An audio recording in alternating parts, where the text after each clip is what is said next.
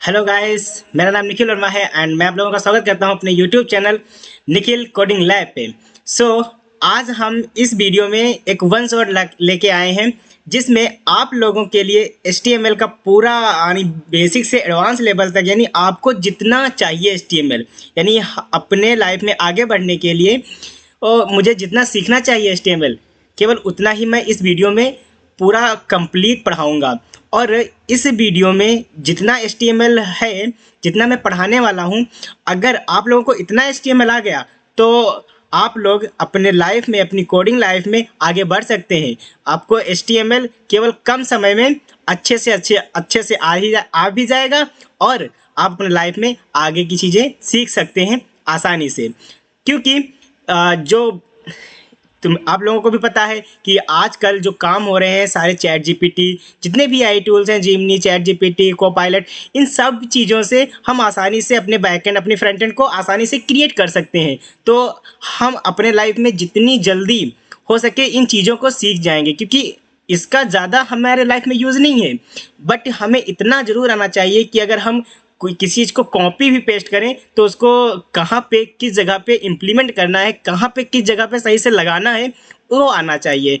तो अपने स्क्रीन पे और एक बात और, मैं आप लोगों के लिए एक छोटा सा सिलेबस बनाया हूँ जिसमें आप लोग डिस्कस करके, जिसमें उतनी चीज़ें केवल बताऊँगा जितनी आपके लिए इम्पोर्टेंट होंगी। तो चलिए चलते हैं अपने स्क्रीन पे और देखते हैं कि हमें क्या क्या चीज़ पढ़ना है। पहले हम सिलेबस के देखेंगे, इसके बाद अपनी बेसिक चीज़ों को देखेंगे, देन हम उसमें प्रोजेक्ट भी बनाएंगे और एक कम समय में HTML को कंप्लीट समझेंगे भी। तो चलिए चलते हैं अपने स्क्रीन पे और देखते हैं कि किस प्रकार से हम HTML का फर्स्ट कोड अपने BS कोड पे लिखते हैं। सो गाइस, हम आ गए हैं अपने स्क्रीन पे और मैं इसमें इंट्रोडक्शन वाली फाइल खोल लेता हूँ जिसमें मैंने अपने सिलेबस को डिस्कस किया है कि इसमें मैं क्या क्या चीज़ इस लेक्चर में पढ़ाने वाला हूँ। तो चलिए देर ना करते हुए और अपने लेक्चर पे चलते हैं और देखते हैं कि क्या क्या चीज़ डिस्कस करते हैं कि क्या क्या चीज़ें मुझे इस लेक्चर में पढ़नी होंगी।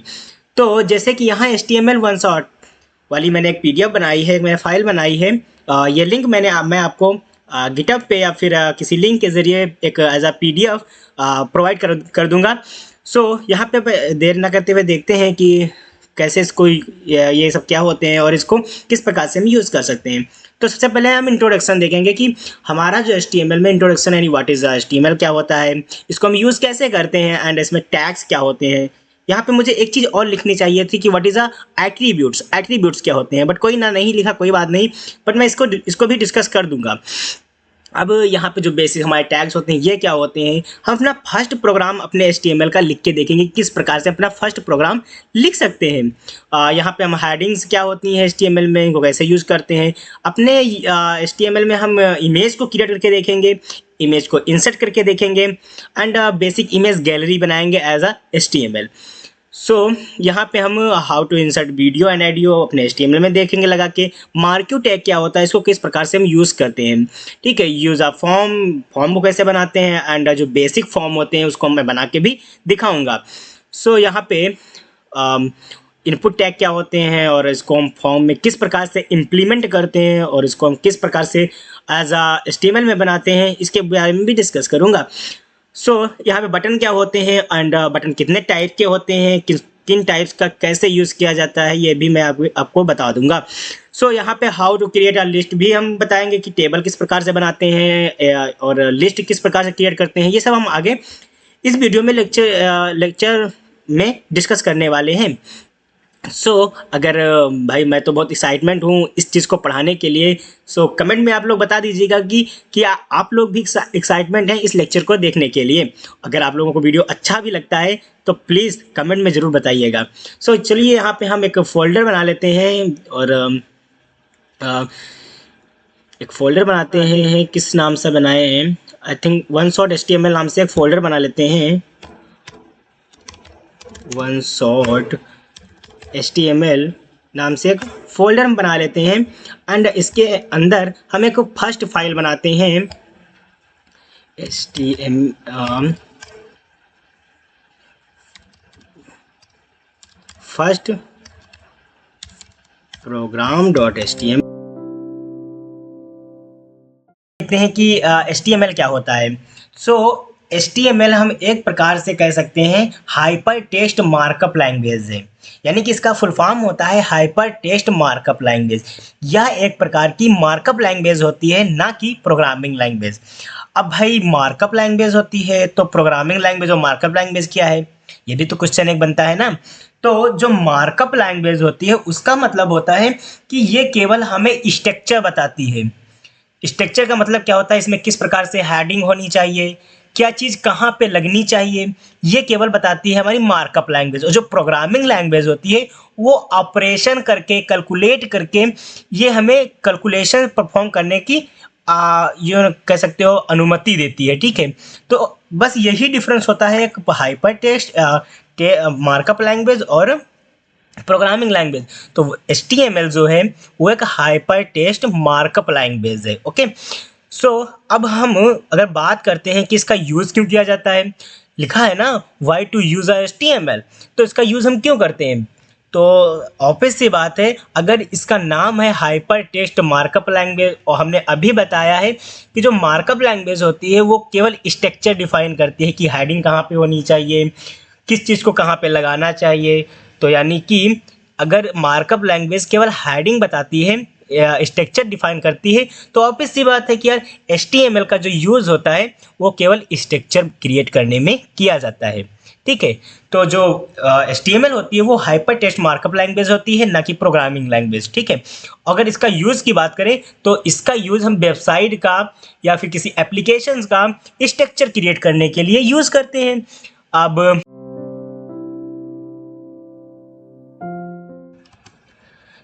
हम देखेंगे कि हमारा टैग्स क्या होते हैं। तो टैग्स एक तरह से समझ सकते हो कि हमारे HTML में एक ऐसे वर्ड्स होते हैं जो ब्राउज़र को बताते हैं कि हम जो कोड लिख रहे हैं वो HTML का ही है। यानी कि जैसे हम PHP लिखते हैं या तो फिर कोई C लैंग्वेज लिखते हैं या कोई भी लैंग्वेज लिखते हैं, तो उसमें कुछ ऐसे वर्ड्स होते हैं जो वो बताते हैं ब्राउज़र को कि जो ये लैंग्वेज लिखी गई है ये किस तरह की लैंग्वेज है। ठीक है, जैसे हम PHP लिखते हैं तो उसमें क्वेश्चन मार्क PHP लिख के स्टार्ट करते हैं। अगर हम C लैंग्वेज लिखते हैं तो उसमें हम हैज़ इंक्लूड स्टूडियो इस तरह से हेडर फाइल लगा के लिखते हैं। तो इस तरह से जो कीवर्ड ऐसे इसमें भी HTML में भी एक ऐसे वर्ड होते हैं जो ये बताते हैं ब्राउज़र को कि हम जो कोड लिख रहे हैं वो HTML का है, बस और इसमें कुछ नहीं है। बस यही हमारे होते हैं टैग। अब इसमें मैं एक चीज़ डिफाइन करना भूल गया हूँ, एट्रीब्यूट्स क्या होते हैं। तो एट्रीब्यूट को हम ऐसे समझ सकते हैं कि ये कुछ एक्स्ट्रा इन्फॉर्मेशंस को देते हैं, जैसे कि जो भी टैग लिखा हुआ है उसके अंदर जो भी चीज़ लिखा गया है वो किस तरह का है, उसकी स्टाइलिंग क्या है, वो किस तरह का है। जैसे मान लो कोई लिंक है या तो फिर उसके अंदर स्टाइल क्या दी गई है, उसको डिफाइन करने के लिए हम एट्रीब्यूट का यूज़ कर सकते हैं। ठीक है, तो अब हम बेसिक टैग्स के बारे में डिस्कस करेंगे, जैसे HTML है, हेड है, टाइटल है, लिंक है, बॉडी है। ये जो इतने टैग हैं ये हमें किसी भी चाहे हम जितनी बड़ी वेबसाइट क्रिएट कर रहे हो, डज नॉट अ मैटर कि हम कितनी बड़ी वेबसाइट कितना बड़ा एप्लीकेशन क्रिएट कर रहे हैं, उसमें ये 5 टैग तो बिल्कुल बिल्कुल भी यूज़ होते हैं। इनको हम छोड़ भी नहीं सकते हैं, क्योंकि ये जो इसीलिए इनको बेसिक टैग कहते हैं, क्योंकि ये जो टैग्स होते हैं इनको हम यूज़ करते हैं। तो हम सबसे पहले अपना फर्स्ट प्रोग्राम लिख के देखेंगे एंड उसमें हम समझेंगे कि HTML क्या होता है, हेड क्या होता है, टाइटल क्या होता है, लिंक क्या होता है, देन बॉडी क्या होता है। क्योंकि अगर मैं ऐसे समझाने बैठूँ ना तो आप लोगों को शायद समझ में ना आए, लेकिन जब मैं फर्स्ट प्रोग्राम अपना लिख करके उसमें आपको समझाऊंगा तो शायद आप लोगों को अच्छे से समझ।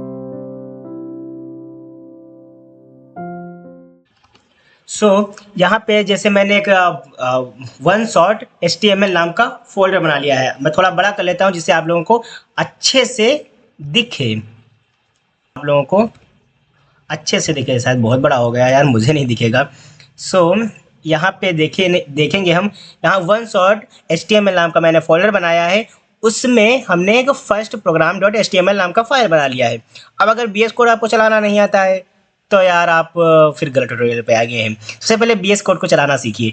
मैंने बेसिक यहाँ बता देता हूँ। आप VS कोड जैसे ओपन करेंगे, यहाँ पे कुछ नॉर्मल कुछ नहीं होगा, यहाँ पे एक वेलकम लिख के एक टैब बार आएगा, बस यहाँ पे आप जाएंगे, ये फोल्डर का है और ये हमारे फाइल्स बनाने का ऑप्शन है, ठीक है। यहाँ पे हम करेंगे तो एक फोल्डर क्रिएट हो जाएगा और उसके अंदर हम इस पर क्लिक कर देंगे, देन हमारी फाइल बन जाएगी। और जब भी फाइल बनाना है तो .html लगा देना है, ठीक है। तो पहले मैंने एक फोल्डर बनाया, देन उसके अंदर हमने एक फर्स्ट प्रोग्राम .html नाम की फाइल बनानी है। मैं थोड़ी देर पहले ही आपको फोल्डर एक हमने क्रिएट किया था और उसमें फर्स्ट प्रोग्राम .html नाम की एक फाइल को क्रिएट कर लिया था। अब इस फाइल में आ जाते हैं और यहाँ सबसे पहले अपना फर्स्ट प्रोग्राम लिख के देखते हैं। तो किसी भी प्रोग्राम को इस हम टैब बार को क्लोज कर देते हैं, जिससे आप लोगों को बढ़िया अच्छे से दिखे, ठीक है। तो यहाँ पे हम आते हैं और देखते हैं सबसे पहले हमें क्या करना होगा। तो जब भी कभी HTML का प्रोग्राम लिखना हो तो सबसे पहले हमें ब्राउज़र को या फिर अपने कंप्यूटर को ये बताना होता है कि हम जो प्रोग्राम लिख रहे हैं वो किस लैंग्वेज का प्रोग्राम है। तो हम ऑब्वियस सी बात है HTML प्रोग्राम लिख रहे हैं। सो यहाँ पे हम सबसे पहले HTML लिखेंगे। तो हम सबसे पहले HTML टैग का यूज़ करेंगे। अब देखो जो हमारा ये होता है, ये हमारे होते हैं टैग्स। ये क्या होते हैं? टैग्स। अब टैग्स भी हमारे दो टाइप्स के होते हैं। मैंने अभी बताया था कि टैग्स क्या होते हैं, यानी ये ऐसे कीवर्ड होते हैं जो हमें ये बताते हैं कि हम यानी ये ऐसे कीवर्ड होते हैं जो बताते हैं ब्राउज़र को कि हम इसमें HTML का यूज़ कर रहे हैं, ठीक है। तो सिंपली बात है कि हम जब ये लिखते हैं तो ये दो कीवर्ड्स हमें ये बताते हैं कि जो इसके अंदर लिखा जाएगा वो क्या होगा? HTML का कोड होगा। हम देर न करते हुए बता देते हैं कि जो टैग होते हैं ये हमारे दो टाइप्स के होते हैं। एक तो होता है ओपनिंग टैग, जिसको हम कहते हैं एक हमारा होता है ओपनिंग टैग और देन एक हमारा होता है क्लोजिंग टैग। और किसी भी टैग को क्लोज करने के लिए हमें ये स्लैश सिंबल का यूज़ करना होता है। ये हमारा ये स्लैश सिंबल है, ये वाला, ठीक है। तो इस स्लैश सिंबल का यूज़ करना पड़ता है, ठीक है। तो जब भी किसी टैग को ओपन करो, ठीक है, तो हमेशा उसको सबसे पहले बंद ही कर लिया करो, जिससे आप लोग जब भी कोडिंग करेंगे तो उससे आप लोगों को डिस्टर्ब नहीं होगा, ठीक है। तो क्योंकि अभी जब आप बड़ा प्रोग्राम बनाएंगे और एक एक केवल पहले खोलेंगे इसके बाद बंद करेंगे तो आपको आगे चल के दिक्कत होने लगेगी। इसीलिए जब भी किसी टैग को ओपन करो उसको पहले क्लोज कर दो, देन उसके अंदर अपना काम करो। तो मैंने एक HTML टैग ओपन भी किया है एंड क्लोज भी कर लिया है। अब HTML टैग ये बताता है कि जो इसके अंदर कोड लिखा जाएगा वो HTML का कोड होगा।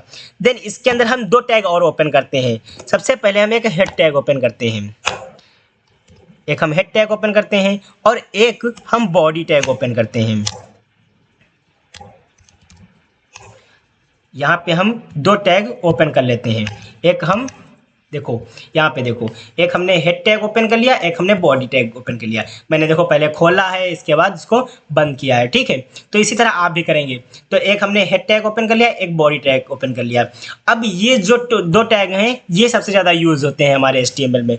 अब जो हेड टैग है इसका यूज़ करते हैं कोई हेडर में हमें लिंक लगानी है या फिर हेडर में कोई हेडिंग क्रिएट करनी है, उसके लिए सिंपली इसका यूज़ करते हैं। जैसे मान लो अभी हम जब इसमें CSS का यूज़ करेंगे, जब इसमें जावास्क्रिप्ट का यूज़ करेंगे, तो अपनी कुछ फाइल्स होंगी जो अलग किसी फोल्डर किसी फाइल्स में रख देंगे। अब उस फाइल्स को इसमें लिंक करने के लिए हम एज हेडर टैग के अंदर लिंक का यूज़ करते हैं। अभी हम यहाँ पे चल के देखते हैं कि हम जो लिंक टैग है इसका यूज़ क्यों करते हैं। तो किसी भी फाइल्स को लिंक करने के लिए हम सिंपली लिंक टैग का यूज़ करते हैं। एंड जो टाइटल है तो किसी वेबसाइट की टाइटल को देने के टाइटल टैग का यूज़ करते हैं। ये भी हम आगे डिस्कस करेंगे। तो इतना समझ लो अभी के लिए कि जो हेड टैग होता है वो किसी भी फाइल्स को लिंक करने के लिए यूज़ सिंपली किया जाता है, ठीक है। अब जो बॉडी टैग होता है इसका काम क्या होता है? जब कभी भी आप ब्राउज़र खोलेंगे, जैसे मैंने इसी प्रोग्राम को अभी रन करा लिया है और यहाँ पे जो ये हमारा अभी आप लोगों को इतना तो पता ही होगा कि जब भी प्रोग्राम ओपन होता है तब यहाँ ब्राउज़र पे ओपन होता है। अब जो हमारी ये वाइट स्क्रीन दिख रही है ये पूरी बॉडी का पार्ट है। अब जब भी आप कोई वेबसाइट खोलते हैं तो इसी बॉडी वाली स्क्रीन पे सारी वेबसाइट पूरी हमारी वेबसाइट रेंडर होती है, ठीक है।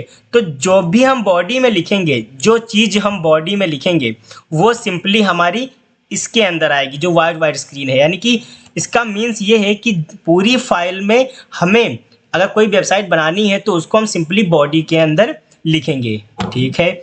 अगर हम यहाँ पे कोई भी हेडिंग लिख देते हैं, मान लो यहाँ पे हमने कुछ भी लिख दिया तो देखो हमारी बॉडी में आ गया, ये देखो हमारा बॉडी में आ गया, ठीक है। तो सिंपली इस चीज़ का यूज़ हम करते हैं किसी बॉडी में लिखने के लिए। अब बात करते हैं टाइटल टैग की। तो यहाँ पे हमने बॉडी को ओपन किया था, बॉडी को हमने बंद कर लिया था। ठीक है, आप लोगों को इतना समझ में आ गया। ठीक है, तो हेड टैग का यूज़, बॉडी टैग का यूज़, आई होप आप लोगों को समझ में आ गया है। अगर समझ में आ गया तो कमेंट में ज़रूर लिखिएगा।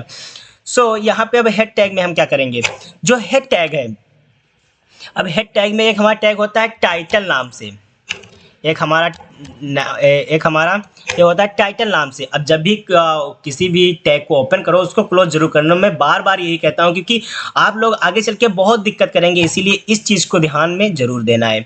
सो यहाँ पे हम टाइटल टैग यूज़ करते हैं। अगर हम यहाँ पे कुछ लिख देते हैं, अब जो टाइटल क्या होता है, मान लो माई फर्स्ट प्रोग्राम मैं लिख देता हूँ। ठीक है, तो यहाँ पे माई फर्स्ट प्रोग्राम मैंने लिख दिया। अब टाइटल हमारा क्या होता है, जब भी हम किसी भी वेबसाइट को ओपन करते हैं तो जो यहाँ पे हमें दिखता है, मैं आपको जूम करके दिखा दे रहा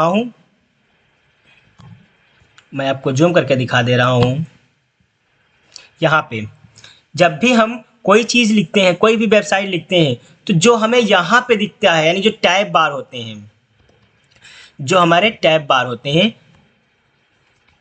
ठीक है, जो ये टैब बार होते हैं, इसमें जो वेबसाइट का नाम लिख के आता है, दिस इज अ टाइटल। ठीक है, तो जो भी हम टाइटल टैग के अंदर देंगे, अपने, ठीक है, तो जो भी हम टाइटल टैग के अंदर देंगे वो सिंपली कहाँ पे आ जाएगा, वो सिंपली हमारा यहाँ पे आ जाएगा। ठीक है, तो ये आप लोग ध्यान रखेंगे। तो अगर हमें कोई चीज़ यहाँ पे दिखानी हो तो हम सिंपली टाइटल टैग का यूज़ कर सकते हैं। ठीक है, अब हम चलो देखते हैं कि अपना फर्स्ट प्रोग्राम लिखते हैं। एंड यहाँ पे इतनी चीज़ें समझ लिए हम। अब अगर कोई चीज़ अगर हमें यहाँ बॉडी पे लिखना हो, आई होप आप लोग समझ सकते हैं। अगर यहाँ पे मुझे कोई भी चीज़ लिखना हो तो यहाँ सिंपली हम बॉडी टैग के अंदर आके लिख सकते हैं। इतना तो आप लोगों को क्लियर ही हो गया है। आई होप आप लोग,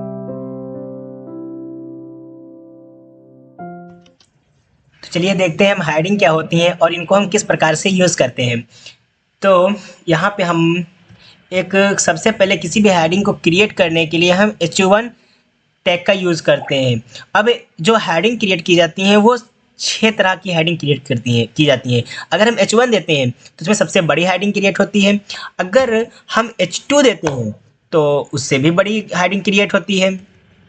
जैसे यहाँ पे हमने h2 दे दिया, उससे भी बड़ी हेडिंग क्रिएट हो जाएगी। तो यहाँ पे हम पहले लिख देते हैं, यहाँ पे हम लिख देते हैं हेडिंग 1, देन यहाँ पे हम लिख देते हैं हेडिंग 2,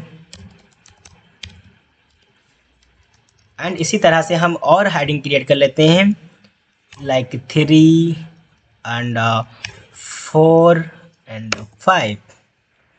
अब हमने इसको डुप्लीकेट कैसे किया, आप लोग यही सोच रहे होंगे ना।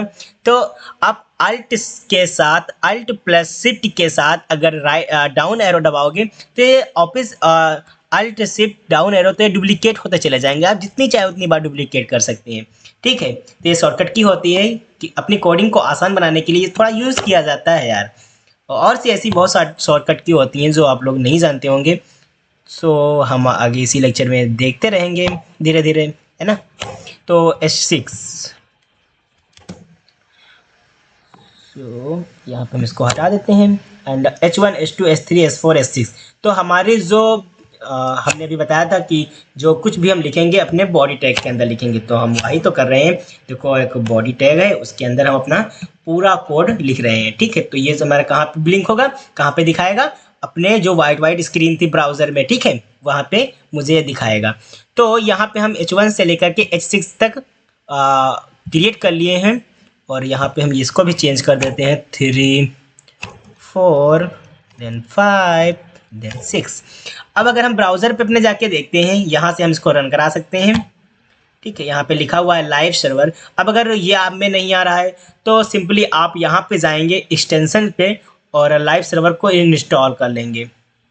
यहाँ एक्सटेंशंस पे जाएंगे और नेट कनेक्ट करके live server, simply live server लिखेंगे और यहाँ पे आ जाएगा, उसको हम इंस्टॉल कर लेंगे। तो आप में भी ये वाला ऑप्शंस आने लगेगा। ठीक है, तो यहाँ से हम इसको क्लोज करते हैं एंड यहाँ पे हम गो लाइव पे क्लिक करेंगे और यहाँ पे देखते हैं।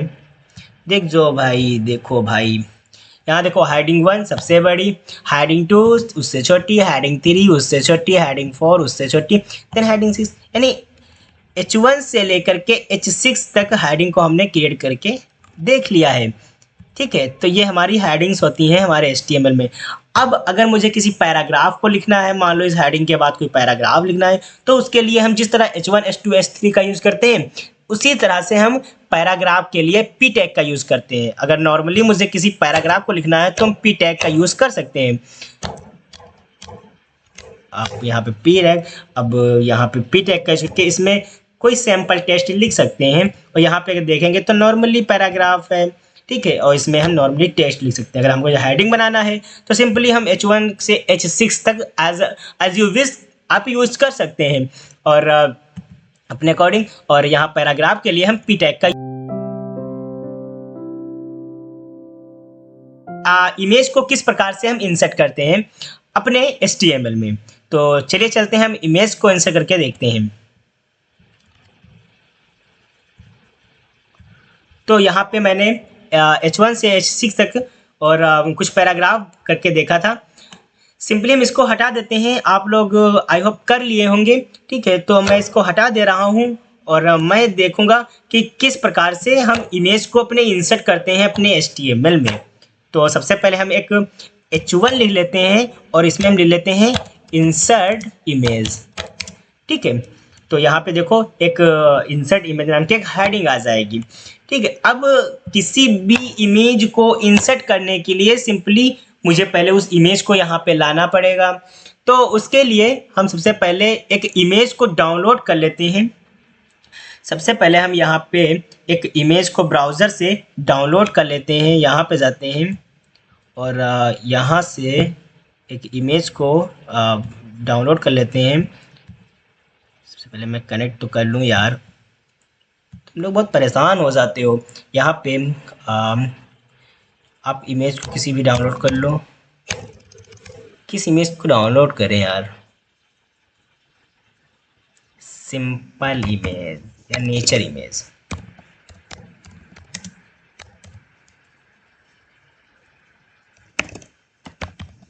नेचुरल इमेज, ठीक है, देखते हैं। हाँ, आ गई है थोड़ी नेचर की कुछ इमेजेस। तो यहाँ पे हम कोई अच्छी सी इमेज ले लेते हैं यार, जो लगे ये वाली। I think that is a good. ये सही रहेगी ना?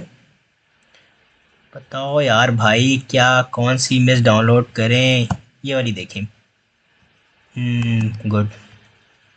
नहीं यार, ये नहीं सही है, मेरे अकॉर्डिंग नहीं सही है। आप लोगों के अकॉर्डिंग सही होगी भी तो क्या, ये वाली ले लेंगे। ठीक है, यहाँ से राइट क्लिक करेंगे, सेव इमेज एज करेंगे, और यहाँ से हम लोकेशंस को सेट कर लेंगे। डेस्कटॉप में मेरा कौन सा फोल्डर है? यहाँ पे मैंने एक फोल्डर है निखिल कोडिंग लैब का। यहाँ पे हमने OneShot HTML का फोल्डर बनाया था। अरे यार, उसमें मैंने कोई फोल्डर ही नहीं बनाया था। तो यहाँ पे हम इमेज नाम का एक फ़ोल्डर बना लेते हैं। यहाँ से हम एक इमेज नाम का फ़ोल्डर बना लेते हैं। ठीक है, और इस इमेज वाले फ़ोल्डर में हम एक इमेज डाउनलोड कर लेते हैं। img1 नाम की इमेज हमने यहाँ सेव कर ली। कुछ और इमेज, थोड़ी इमेज और ले लेते हैं, नहीं तो मुझे बार बार यहाँ डाउनलोड करना पड़ेगा, तो आप लोगों को शायद डिस्टर्ब हो। तो इसीलिए अरे यार, वेबसाइट ही खुल गई, देखो यही तो प्रॉब्लम होती है। यहाँ पे आके सेव इमेजेस, और यहाँ देखो OneShot इमेज पे ही क्लिक है। img2 नाम से कोई इमेज डाउनलोड कर लो। ठीक है, img2 नाम से इमेज सेव कर लो इस वाले को। अब यहाँ पे हमने 2 इमेज, कुछ और इमेज डाउनलोड कर लेते हैं, नहीं तो मुझे बार बार डाउनलोड करना पड़ेगा। यार ये ब्लर है, ये वाली देखें, ये भी ब्लर है यार। यार अच्छी क्यों इमेज नहीं मिल रही है? ब्लर ये भी है।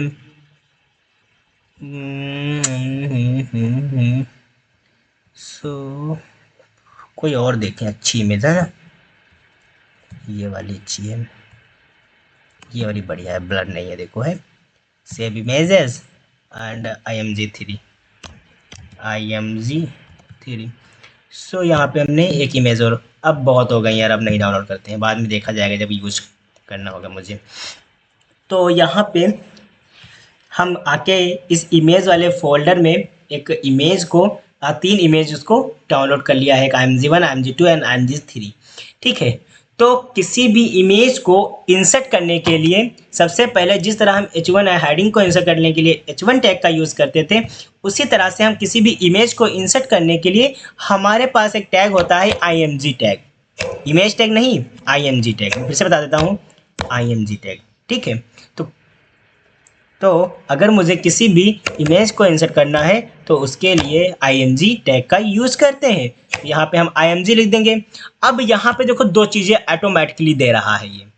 अब देखो हमारा जो ये IMG टैग होता है, ये पेयर टैग या अनपेयर टैग होता है। टैग हमारे 2 तरह के होते हैं, और हमने तो केवल ओपनिंग और क्लोजिंग के बारे में बताया था, लेकिन जो मेनली टैग को होते हैं वो 2 तरह के होते हैं। एक होता है पेयर टैग, यानी जिसको हम ओपन किए हैं उसका पेयर बन जाए, और एक होता है पेयर टैग, यानी pair tag and unpair tag होता है। पेयर टैग का सिंपली मतलब ये समझते हैं कि जो जब भी हम किसी टैग को ओपन करते हैं, जैसे हमारा HTML हमने टैग ओपन किया, ठीक है, तो HTML जब हमने टैग ओपन किया तो ये देखो उसी के साथ एक बंद हुआ है, ये हमारा हो जाता है पेयर टैग। ये हमारा क्या हो जाता है, पेयर टैग। ठीक है, ये हमारा पेयर टैग हो जाता है। और एक हमारा होता है, जैसे मान लो IMG टैग ले लो, ठीक है, और ये इस टैग को हम कहते हैं अनपेयर टैग। अनपेयर का मतलब ये होता है कि इसको अगर बंद करना है तो सिंपली इस तरह हम दे देते हैं। अब इसी तरह से हमारे कुछ और टैग होते हैं, जैसे BR टैग होता है। BR टैग जो होता है वो भी अनपेयर टैग होता है, यानी इसको बंद करने के लिए उसको पेयर्ड होने की नीड नहीं है। इसको बंद करने के लिए सिंपली एक ही बार खोल करके यहाँ पे स्लैश लगा देंगे, ये क्लोज भी हो जाएगा। ठीक है, लेकिन जो इस तरह के टैग होते हैं इनको हम पेयर टैग कहते हैं। ठीक है, तो ये बेसिक चीज़ें हैं, आप लोग देख लेना। ठीक है, तो IMG जो टैग होता है ये एक अनपेयर टैग होता है, ये आप लोगों को पता है। इसको हम यहाँ पे इस तरह बंद कर देंगे। ठीक है, अब इसमें हमारे 2 चीज़ें होती हैं। मैंने कहा था एट्रीब्यूट्स के बारे में डिस्कस किया था, तो ये जो हमारे होते हैं इनको हम कहते हैं एट्रीब्यूट्स। अब इनका काम होता है कि जो IMG है उसके अंदर किस प्रकार की IMG इमेज लगी हुई है, और उस इमेज को, वो इमेज का नाम क्या है, उस इमेज के टाइटल क्या है, ये सब डिफाइन करने के लिए सिंपली हम SRC का यूज़, सिंपली इन एट्रीब्यूट्स का यूज़ करते हैं। ठीक है, तो आगे हम थोड़ी देर पहले इसको इस लेक्चर में डिस्कस कर चुके हैं। अगर आप लोग अचानक से यहाँ तक आ गए हैं तो प्लीज़ पीछे जाके वीडियो को देखिए ना। तो यहाँ पे हम एक किसी भी इमेज को इंसर्ट करने के लिए हम यहाँ पे IMG टैग का यूज़ करते हैं। तो हमें फिर से बता देते हैं, यहाँ पे इसको हटा के यहाँ पे हम IMG लिखेंगे। ठीक है, तो ये आ जाएगा, या फिर आप नॉर्मली लिख सकते हैं। ठीक है, अब किसी भी इमेज को अपने उसमें वो करने के लिए मुझे उस इमेज की लिंक चाहिए होगी, तो वो इमेज कहाँ पर है उसको हमें देखना होगा। तो देखो किसी भी इमेज, जैसे मान लो हमारी इमेज कहाँ है, OneShot के अंदर एक इमेज टैग है, उसके अंदर एक IMG1 है इमेज। तो उसके अंदर हम लिखेंगे कि जो हमारा इमेज फोल्डर है, स्लैश का मतलब होता है उसी के अंदर, यानी SRC का मतलब होता है कि उस इमेज की लिंक हमें यहाँ प्रोवाइड करनी होती है। ठीक है, तो इमेज फोल्डर के अंदर देखो, इमेज फोल्डर के अंदर हमारा IMG1 टैग है, तो इमेज फोल्डर के अंदर है, तो IMG और स्लैश से अंदर आ गए। ठीक है, इमेज की फोल्डर के अंदर आ गए। उस फोल्डर के अंदर हमारी किस नाम की फाइल है, IMG1.jpg। ठीक है, तो यहाँ पे फिर से मैं बता देता हूँ। आई होप आप लोग थोड़ा सा डिस्ट्रैक्ट मत होना यार, लेकिन समझो, थोड़ा कोशिश करो यार। IMG ही, ठीक है। SRC का मतलब होता है कि क्या यहाँ पे किसी चीज़ की लिंक देना। ठीक है, तो हमें उस इमेज को पाने के लिए उसकी पहले लिंक यहाँ प्रोवाइड करनी होगी। तो यहाँ देखो इमेज कहाँ पे हमारी रखी हुई है। सबसे पहले बात तो ये, हमारी इमेज रखी कहाँ हुई है। तो यहाँ देखो इमेज जो OneShot है उसके अंदर जो इमेज फोल्डर है, उस इमेज फोल्डर के अंदर हमारी 3 इमेजेस हैं। तो सिंपली अगर इस इमेज को हमें पाना है, ठीक है, तो हमें सबसे पहले इमेजेस फोल्डर के अंदर जाना होगा। तो इमेजेस जो फोल्डर है, ठीक है, इमेजेस फोल्डर है, उस इमेजेस फोल्डर के अंदर जाने के लिए हम स्लैश का यूज़ करते हैं। और उसके अंदर देखो हमारी 3 इमेजेस हैं, img1, img2, img3। ठीक है, तो हमें जिस इमेज को लेना है उसको हम लिख देंगे। जैसे img1 को हमें लेना है यहाँ पे img1.jpg विथ एक्सटेंशन के साथ लिखना है। ठीक है, तो इमेज स्लैश img1.jpg। अब अगर हम यहाँ पे देखें अपने फाइल में, तो देखो हमारी एक इमेज आ गई है, लेकिन इसकी विड्थ हाइट मुझे डिफाइन अपने अकॉर्डिंग करना है। तो उसके अंदर दो एज एट्रीब्यूट और होते हैं, विड्थ और हाइट नाम की।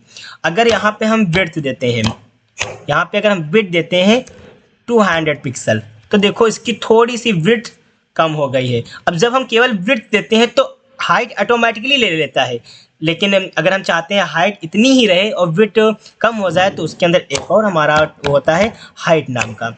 हाइट यानी 100 पिक्सल अगर दे देंगे तो थोड़ी सी छोटी हो जाएगी, और हाइट देखो वो हो गई। अगर हम यहाँ पे 500 पिक्सल दे दें तो देखो हाइट 500 हो जाएगी, और इसकी जो विड्थ होगी उस इमेज की वो थोड़ी वो हो जाएगी।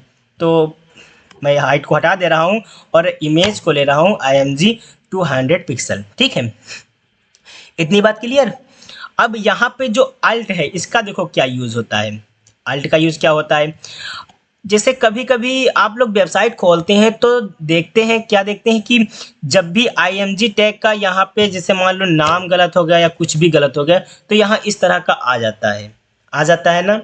यानी कि अब यहाँ इसका मतलब ये है कि इमेज का पाथ गलत है, तो इसके लिए हम अल्ट टैग का यूज़ करते हैं। अल्ट टैग ये बताता है कि जब हमारी इमेज का पाथ गलत हो जाए या फिर जब इस एसआरसी को उस इमेज की लिंक ना मिले, तब जो अल्ट टैग है ये काम करे। तो इसमें हम लिख देंगे इमेज नॉट फाउंड।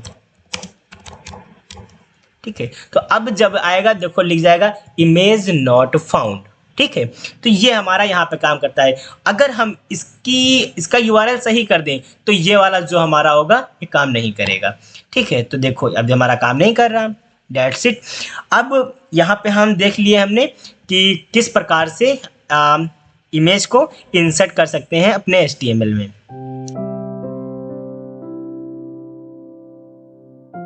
सो यहाँ पे हम वीडियो ऑडियो को अपने लगा करके देखते हैं। तो सिंपली यहाँ पे मैंने 2 फोल्डर और क्रिएट कर लिए हैं, एक ऑडियो नाम से, एक वीडियो नाम से। ठीक है, मैंने एक वीडियो ऑडियो नाम से फोल्डर क्रिएट किया, एक ऑडियो नाम से फोल्डर क्रिएट किया, और इसमें एक हम म्यूज़िक को लाके रख दिए हैं, और वीडियो को भी मैं एक यहाँ पे वीडियो लाके रख दिया हूँ। यानी आप लोग ये कर लेंगे कहीं से भी डाउनलोड करके, एक ऑडियो नाम के फोल्डर में एक ऑडियो रख देना है और एक वीडियो नाम के फोल्डर में एक वीडियो को रख देना है, बस, और कुछ नहीं करना है। इतना करने के बाद जिस तरह हम इमेज को रख के देख, इमेज नाम के फोल्डर बना करके उसमें हमने 3 इमेज को रखा था, देन उसी प्रकार से ऑडियो वीडियो को भी रख देना है। फिर हम यहाँ अपने HTML में आ जाते हैं और यहाँ पे हम इमेज को हटा देते हैं। अब H1 का तो आप लोगों को पता ही है किस लिए यूज़ करते हैं। सबसे पहले हम वीडियो टैग का यूज़ करके देखते हैं कि वीडियो टैग का यूज़ हम सिंपली किस प्रकार से अपने HTML में करते हैं। तो यहाँ पे हम लिख लेते हैं यूज़ अ वीडियो टैग। ठीक है, यूज़ अ वीडियो टैग। ठीक है, यहाँ पे हमने लिख लिया। अब जिस प्रकार से एक हेडिंग को क्रिएट करने के लिए H1 का यूज़ करते थे, इमेज को क्रिएट करने के लिए img टैग का यूज़ करते थे, उसी प्रकार से वीडियो का यूज़ करने के लिए हम वीडियो टैग का यूज़ करते हैं। तो सिंपली वीडियो टैग का यूज़ कर लेते हैं। अब देखो इसमें भी SRC आ रहा है, यानी कि उसका लिंक देने के लिए आ रहा है। सिंपली अगर हम यहाँ पे इतना करने के बाद यहाँ पे हम वीडियो टैग का मान लो लिंक दे देते हैं, तो लिंक देना तो आप लोग जान ही गए हो कि जो हमारा फोल्डर है उसके अंदर हमारा जो वीडियो है उसके अंदर हमारा जो वीडियो रखा है उसके अंदर रखा हुआ है। तो सिंपली जो फोल्डर है उसके अंदर हमारा एक वीडियो नाम का फोल्डर है, और फिर स्लैश से उस वीडियो के अंदर आ जाएंगे, और यानी vid1.mp4 नाम का एक वीडियो है। अब देखो क्या होगा, वीडियो तो आ जाएगा, देखो वीडियो तो आ जाएगा, लेकिन इसमें हमारा ना तो चल रहा है, ना तो कोई चलने का कंट्रोल है, ये सब चीज़ हम नहीं है। तो इसके लिए मेरे पास एक एट्रीब्यूट्स होता है, यानी कि इसको अपने कंट्रोल में लेने के लिए एक एट्रीब्यूट होता है कंट्रोल नाम का, कंट्रोल्स नाम का। ठीक है, ये जो एट्रीब्यूट है ये बताता है कि जो वीडियो है उसको तुम अपने अकॉर्डिंग चला सकते हो। उसमें तुम प्ले बटन यूज कर सकते हो, उसमें तुम स्पीड बटन यूज कर सकते हो। अब देखो जैसे हमने कंट्रोल्स लगाया है, अब देखो जो हमारा जो वीडियो है उसमें हमारा स्पीकर का भी आ गया options, zoom in zoom out का भी आ गया, हमारा यहाँ प्ले बटन, स्पीड और डाउनलोड का भी ऑप्शंस आ गया, और यहाँ पे प्ले बटन का यूज़ हो गया। अगर हम वीडियो पे क्लिक करते हैं तो देखो वीडियो चलने भी लगा। मैं आप लोगों को दिखा देता हूँ।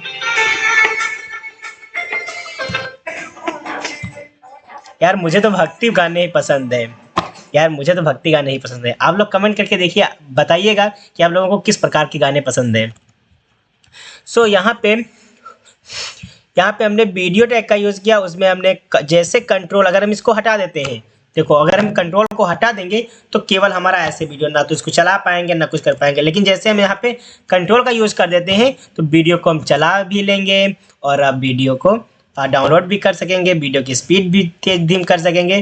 ठीक है, ये हमारा होता है वीडियो टैग। ठीक है, अब हम चाहते हैं, देखो जैसे हम इसको ओपन करते हैं, इसको यहाँ से रिफ्रेश करते हैं पेज को, ठीक है, तो वीडियो को मुझे यहाँ पे चलाना पड़ता है। बट हम चाहते हैं कि जैसे हम इस पेज पे आए वीडियो ऑटोमेटिकली चलने लगे। तो उसके लिए एक हमारा एट्रीब्यूट और होता है, उसका नाम होता है ऑटो प्ले। जी हाँ, ऑटो प्ले क्या करता है, जो ऑटो प्ले हम करेगा, क्योंकि अब जैसे हमने यहाँ पे कंट्रोल्स दिया, SRC दिया, ठीक है। अब यहाँ पे हम क्या करते हैं, अगर हम ऑटो प्ले लगाते हैं, चलो यहाँ पे हमने ऑटो प्ले लगा लिया, तो यहाँ पे हमने ऑटो प्ले तो लगा लिया,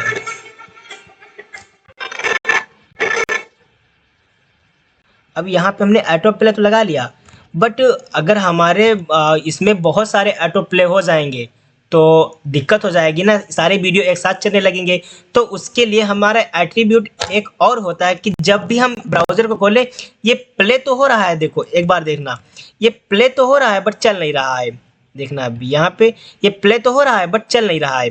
ठीक है, तो उसके लिए हमारे एक एट्रीब्यूट है, जैसे हम अपना ब्राउज़र खोलें तो ये चलने भी लगे और इसकी आवाज़ जो है वो म्यूट हो जाए, तो उसके लिए हमारा म्यूटेड यूज़ होता है। ठीक है, अब जैसे हम करेंगे तो चलने भी लगेगा वीडियो और यहाँ पे ऑटोमेटिकली म्यूटेड भी रहेगा। तो हमेशा जब भी हमारा ऑटो प्ले यूज़ किया जाएगा वो म्यूटेड के साथ यूज़ किया जाएगा। अगर हम म्यूटेड न लगाएं तो हमारा ऑटो प्ले काम नहीं करेगा। ठीक है, तो ये हमारे 4 एट्रीब्यूट्स होते हैं, यूज़ किया जाएगा जब म्यूटेड के साथ इसका यूज़ करेंगे तभी ये काम करेगा, अदरवाइज ये काम नहीं करेगा।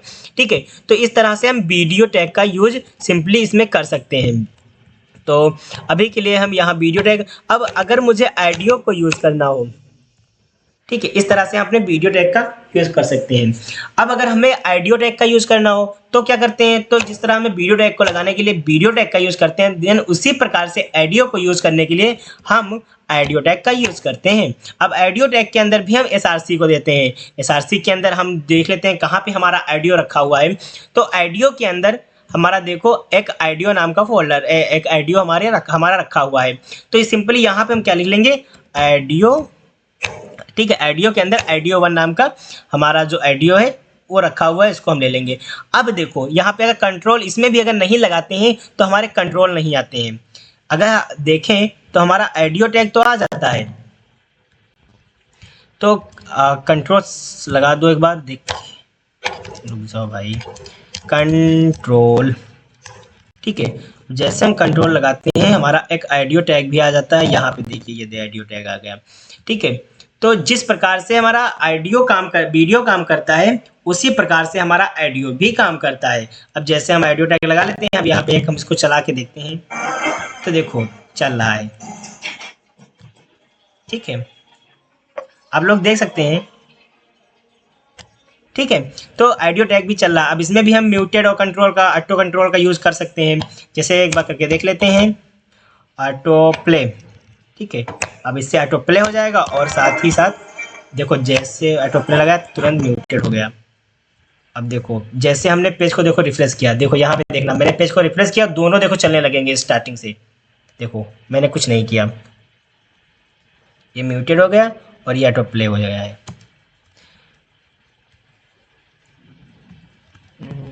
देखो जैसे मैंने स्टार्ट किया ऑटो प्ले हो गया। सो यहाँ पे हम ऑडियो टैग का यूज़ करते हैं और ऑटो प्ले करने का यूज़ भी करते हैं। ठीक है, इस प्रकार से हम वीडियो और ऑडियो टैग का यूज़ अपने HTML में कहीं भी लगाने के लिए यूज़ कर सकते हैं। ठीक है।